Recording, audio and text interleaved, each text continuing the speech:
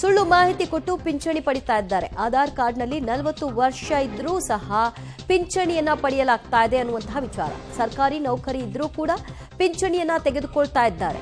ಅಂತಹ 23 ಲಕ್ಷ ಕೇಸ್ಗಳನ್ನ ವೆರಿಫಿಕೇಶನ್ ಮಾಡ್ತಿದ್ದೀವಿ ಅಂತ ಖುದ್ದು ಪಬ್ಲಿಕ್ ಟಿವಿಯ ಜೊತೆಗೆ ಸಚಿವ ಕೃಷ್ಣ ಬೈರೇಗೌಡ ಅವರು ಹೇಳಿಕೆಯನ್ನ ಕೊಟ್ಟಿದ್ದಾರೆ. ಸುಳ್ಳು ಮಾಹಿತಿಯನ್ನ ಕೊಟ್ಟು ಪಿಂಚಣಿ ಪಡಿತಾ ಇರೋರು ಯಾರ್ಯಾರು, ಯಾವ ವಯೋಮಾನದವರು ಅಂತ ಕೂಡ ವಿವರಿಸಿದ್ದಾರೆ. ಇವನ್ನು ಗೌರ್ಮೆಂಟ್ ಎಂಪ್ಲಾಯೀಸು ಸರ್ಕಾರದಿಂದ ಬಡವರಿಗೆ ಕೊಡುವಂಥ ಓಲ್ಡ್ ಏಜ್ ಪೆನ್ಷನ್ ಅನ್ನ ಪಡ್ಕೋತಾ ಇದ್ದಾರೆ. ಇನ್ಕಮ್ ಟ್ಯಾಕ್ಸ್ ಪೇಯೀಸು ಪಡ್ಕೋತಾ ಇದ್ದಾರೆ. 60 ವಯಸ್ಸಾಗಿರ್ಬೇಕು, 40 ವಯಸ್ಸಿರೋರ್ಗೂ ಪೆನ್ಷನ್ ತಗೋತಾ ಇದ್ದಾರೆ. ಸೊ ಇಂಥದನ್ನೆಲ್ಲ ನಾವು ಡೇಟಾನ ಹುಡುಕಿ ಆ ಡೇಟಾನ ಫೀಲ್ಡಲ್ಲಿ ವೆರಿಫಿಕೇಶನ್ ಮಾಡಿ ಆಮೇಲೆ ಮುಂದಿನ ಕ್ರಮ ತೆಗೆದುಕೊಳ್ಬೇಕಾಗುತ್ತೆ. ನಾವು ಕೆಲವು ಡೇಟಾವನ್ನು ಫುಡ್ ಡಿಪಾರ್ಟ್ಮೆಂಟ್ ಅವ್ರಿಗೆ ಕೊಟ್ಟಿದ್ದೇವೆ. ಇದೇ ಒಂದು ನೀವು ಹೇಳಿದ್ದು ಅನ್ನಭಾಗ್ಯದಲ್ಲೂ ಇದೆ.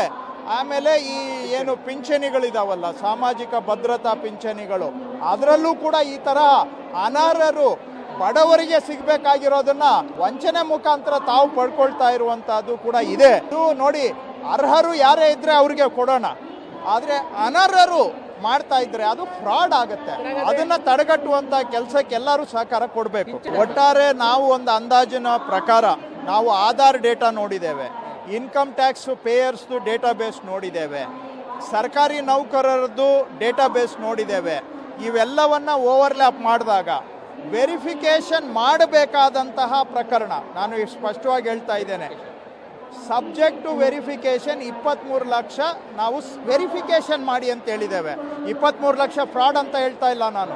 ಪರಿಶೀಲನೆ ಮಾಡಬೇಕಾದಂತಹ ಅನುಮಾನಾಸ್ಪದ ಕೇಸುಗಳು 23 ಲಕ್ಷ ಅಂತ ಕಂಡು ಬಂದಿದೆ. ಅವುಗಳನ್ನು ನಾವು ಫೀಲ್ಡಲ್ಲಿ ವೆರಿಫೈ ಮಾಡಿ. ಸೊ ಈ ರೀತಿಯಾಗಿ ಒಂದು ರೀತಿ ಜನ ವಂಚನೆಯನ್ನ ಮಾಡ್ತಾ ಇದ್ದಾರೆ, ದುರ್ಬಳಕೆಯನ್ನ ಮಾಡ್ಕೊಳ್ತಿದ್ದಾರೆ. 40 ವರ್ಷ ವಯಸ್ಸಾಗಿರೋರು ಹೇಗೆ ವೃದ್ಧಾಪ್ಯ ವೇತನವನ್ನ ಪಡಿಲಿಕ್ಕೆ ಯೋಗ್ಯರಾಗ್ತಾರೆ?